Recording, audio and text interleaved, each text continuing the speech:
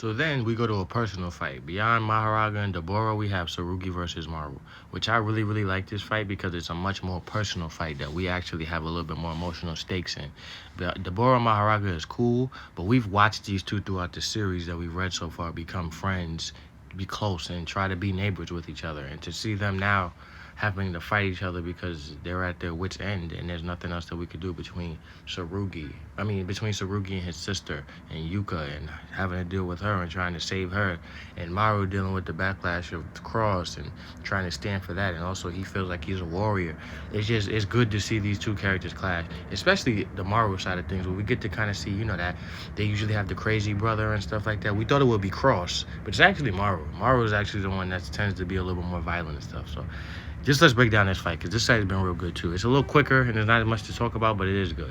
So basically, the fight starts out because Tsurugi makes a bet with Maru that if I defeat you, you'll leave the planet and the ritual between Maharaga will be called off and that Ruka will be safe, even if it's for 1 minute. I want to make sure that my sister gets to live her life to the fullest. And Maru was fighting for his race to stay here. And again, Cross and everything that they've lost and fought to get here. And again, like that perfect panel that they showed in the manga, I wish I could show it up, but where they have just the ship and the shrouds of darkness. That's really what space is like, and them trying to find a new way home. So everything Maru is fighting for and Tsurugi's fighting for, we can understand. I would hope that we can understand as readers, and just being able to see that they're really on two different sides of the battlefield here, but they're really still friends, and they're just trying to figure out the best way to go about it. And you can see that Maru is still hesitant about it. Tsurugi is pretty much, this is what he's decided, that this is going to be what he's going to use to fight for his sister. Maru still is on the fence about it, and you can tell that he's not 100% in the fight. And he eventually even has to talk to himself about it, that you're disrespecting Tsurugi by holding back and not doing your best and making this an all-out jujutsu battle with your life or death, fighting for your ideals. So after that point, we get to see Tsurugi's heavenly restriction kind of get used on Maru. He's so fast he can't sense his curse energy when he's attacking. We get to see him use his curse tool and using the simple domain, his unique one, malediction, I believe it's called. I could be wrong about that. I probably am thinking about Kagurabachi, but he has the other the simple domain that he uses. We see them have a good combat, but Maru's not in it until Maru decides that it's time to lock in with his third eye. And Maru locks in indeed. After this happens, the fight is pretty much over. When Maru's curse technique, Chaos and Harmony, which we finally find out the name of, sounds like exactly how it is. He can create chaos and then put harmony back to it. So he can create some chaos by splashing some water on you and create some harmony by freezing it up. And I don't even know if that's the right way to put it, but his curse technique is pretty cracked. And once he starts using it to its fullest extent against Tsurugi, he inverses the world. So now Tsurugi's perspective is off. He punches him in the stomach and sends him flying into a building. And then that's when we finally get the real shot of, okay, this is where the battle is turned. We see Maru use his technique when he's already got Tsurugi on the ropes, obviously. We see him use his technique to pick up a bunch of buses and hurl them all at Tsurugi. And oh my God, you can see the level of damage that this caused. If it was not for Tsurugi being heavily restricted, he might have just died.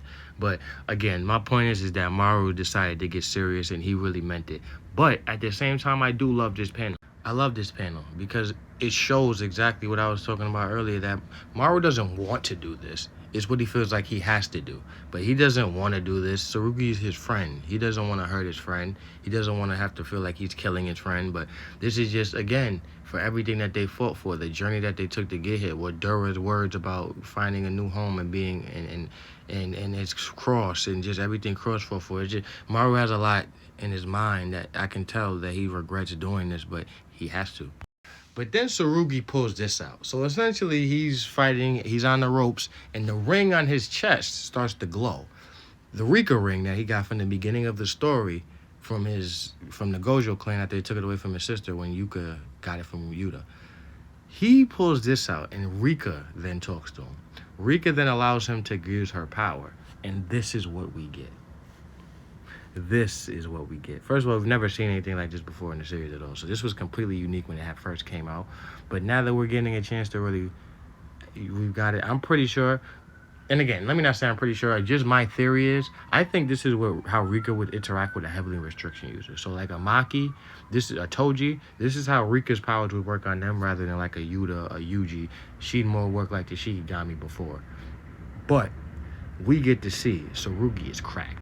I'm moving a little fast here, but basically, Tsurugi is 100% just like with pure power canceling out Maru's curse technique. Like when he tries to inverse him, he's figuring it out. He's using his curse technique to power through. But Tsurugi would now with this Rika ability, he's able to fully keep up with Maru with his curse technique. As you can see right here, he's attacking him and he's using the spikes from the trees behind him to attack Tsurugi, and he's still countering that. So Tsurugi is 100% now with Rika's power boost able to keep up with Maru and his curse technique if he's not beyond him. And then we get to the point where he pulls out the Soul Split Katana. Now, this is a big thing. I'm not 100% sure yet. I'm waiting for another week to go by for the next chapter. When he gets the Soul Split Katana, he essentially tells Rika tells him that just swing it, I'll put all my power into it. And what we see is we get the Yuji panel that I know you know about. That Yuji just basically dismantles half, like a lot of Tokyo. Let me not say half, but a big portion of Tokyo. Another slash could either be Deborah's attack or it could be from this. I've been leaning more towards it could be this.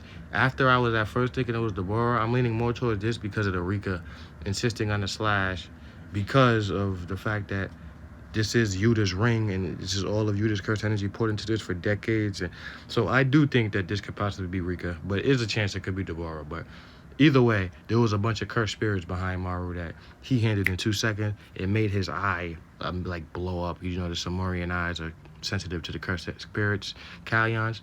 And after that, we go in for the final attack, basically. He loses Rika's power. The mask falls off after she uses that big attack, which I'm assuming was the one that blew up Tokyo. And after that, they have one last standoff. The chapter ends on this page, but this is the standoff. Tsurugi blitz Maru. He can't even perceive that he's right there until it's too late. I don't know what happened. I hear a lot of theories about Tsurugi lost all his cursed energy. I don't know in the series, and maybe I'm mistaken, you know, the literature curse, JJK fan. I don't know any part in the story where they said Tsurugi specifically does not have any, or has a little bit of cursed energy. I've always remembered them saying he has no cursed energy. From his sister, to when he fight against Maru, from the patch face curse, or no, that's Maru. I mean that's Mahito, the puppet guy, the puppet user.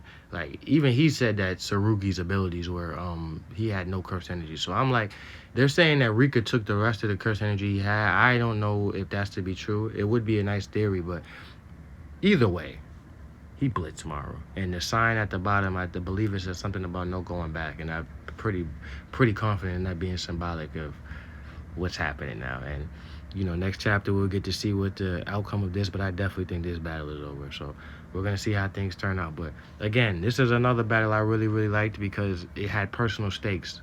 We know that there's no turning back from this. So whether Maru won or Tsurugi won, this was going to be a hard hitter, and I'm excited to see where we go. But that's going to do it for this chapter, or for this fight review, I guess I should say. And now we're going to start being on pace for the regular chapter. So I hope you liked the video. Like and subscribe, and we're going to be back next week to the next chapter.